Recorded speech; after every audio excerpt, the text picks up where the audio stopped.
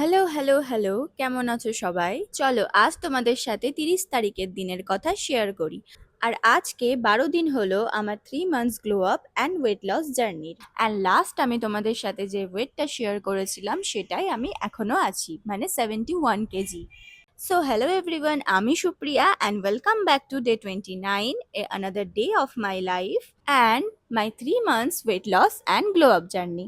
তো সকাল সকাল দিনটা শুরু করেছিলাম আমার ফ্যাট লস ড্রিঙ্কটা নিয়ে, আর তার কিছুক্ষণ পর নিয়েছিলাম এই গ্লো আপ শটটা, যেটা আমি জাস্ট কিছুদিন হলো নেওয়া শুরু করেছি। অ্যান্ড এটার রেজাল্ট আমি কেমন পাচ্ছি সেটাও আমি তোমাদের সাথে খুব তাড়াতাড়ি শেয়ার করব। আর তার কিছুক্ষণ পরেই শুরু করে দিলাম আবার রেগুলার ওয়ার্কআউট, আর সেগুলো সব কমপ্লিট করবার পরে আমাকে আসতে হয়েছিল ব্যাংক, কারণ আমি আছি আর আমার লাইফে ঝামেলা নেই, এটা তো হতে পারে না। আচ্ছা চলো তাহলে শোনো ঝামেলাটা কি।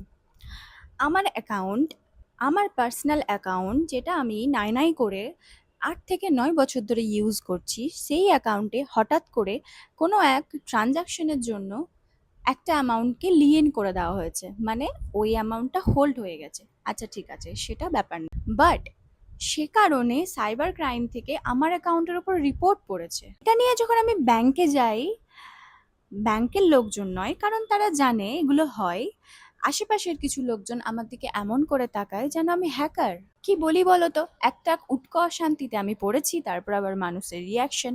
এই প্রবলেমটা সলভ হবে সাইবার ক্রাইম ব্রাঞ্চ থেকেই, তো আমাকে এখন সেখানে যেতে হবে।